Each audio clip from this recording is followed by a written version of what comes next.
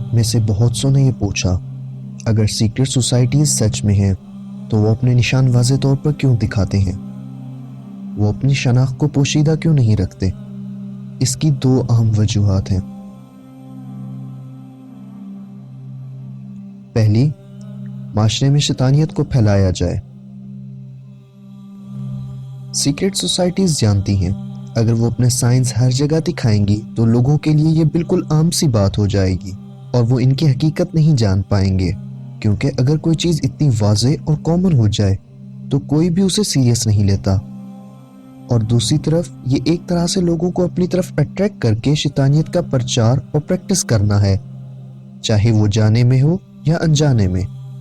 اور اس نتیجہ میں ہم دیکھتے ہیں آج کل بڑی تعداد میں لوگ ان سمبلز کو استعمال کرتے ہیں۔ یہ سائنس ٹرینڈ بن چکے ہیں اور لوگ ان کی پروڈکٹس کے گاہک بن گئے ہیں اور انہی کی طرح سوچتے ہیں۔ لوگ ان کے کنسرٹس میں جاتے ہیں اور انہی کی روایات کو اپناتے ہیں، اور کچھ لوگ تو ان سیکرٹ سوسائٹیز کو جوائن کر کے ان کے ممبر بن جاتے ہیں۔ یہ سب سے کامیاب طریقہ ہے خود کو پوشیدہ رکھ کر لوگوں کو دھوکہ دیتے ہوئے اپنی چیزوں کو پروموٹ کرنے کا، اور اس کام کے لیے وہ کوئی بھی طریقہ استعمال کرتے ہوئے ہچکچاتے نہیں ہیں۔ شیطان آپ کے گناہوں کا ذمہ دار آپ کو بناتا ہے اور وہ چاہتا ہے کہ آپ بہوش و حواس اس کی پیروی کریں۔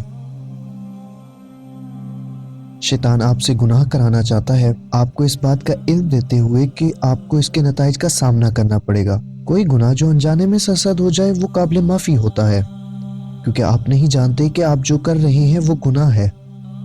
مگر شیطان یہ نہیں چاہتا۔ وہ چاہتا ہے کہ پہلے آپ اس بات کو سمجھیں کہ جو آپ کرنے جا رہے ہیں وہ ایک گناہ ہے، اور پھر وہ آپ کو اس کی ترغیب دیتا ہے۔ اس طرح سے وہ اس گناہ کی ذمہ داری آپ پر ڈالتا ہے۔ تصور کریں آج آپ ہر جگہ یہ نشان دیکھتے ہیں جن کے انٹرنیشنلی جانے گئے نام ہیں، مثلا ڈیولز ہارن یا ڈیولز نمبر وغیرہ۔ لوگ یہ جانتے ہوئے بھی یہ شیطانی نشان بناتے ہیں، یا پھر وہ کسی فیسٹیول میں شرکت کرتے ہیں، مثلا ہیلوئن، کارنیول یا کوئی کنسرٹ، اور پھر اپنی مرضی سے ان شیطانی نشانوں کو دیکھتے ہوئے ان ریچولز کی پریکٹس کرتے ہیں۔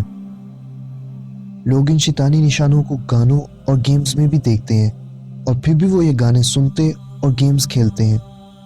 شیطان سب کچھ واضح کر دیتا ہے، اور روز حساب وہ کہے گا مجھے الزام مت دو، اپنے آپ کو الزام دو، کیونکہ میں نے تمہیں بتا دیا تھا کہ یہ چیز شیطانی ہے، اور پھر میں نے تمہیں اس کی طرف بلایا، اور یہ سب جانتے ہوئے تم نے اللہ کو چھوڑ کر میری پیروی کی۔ کوئی روز محشر یہ نہیں کہے گا کہ میرے والد نبی تھے یا میری والدہ متقی تھی، نہ نہ نہ نہ، یہ آپ ہی کے اعمال ہوں گے جو آپ کو جنت یا دوزخ میں لے جائیں گے۔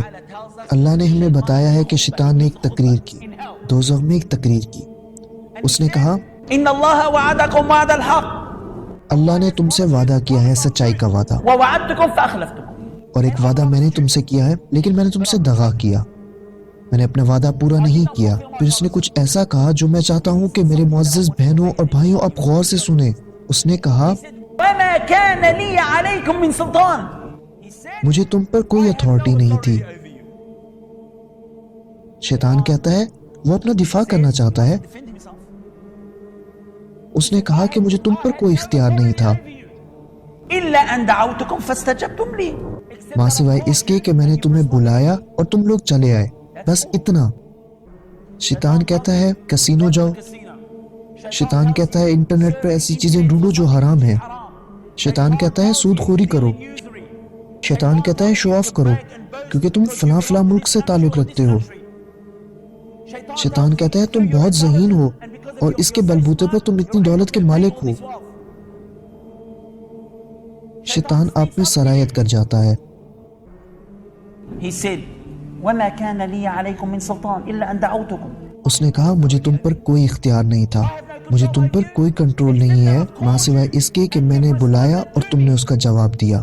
فلا تلوموني ولوموا انفسكم، تب اس نے کہا مجھے الزام مت دو، مجھ پر الزام مت دھرو، خود کو الزام دو۔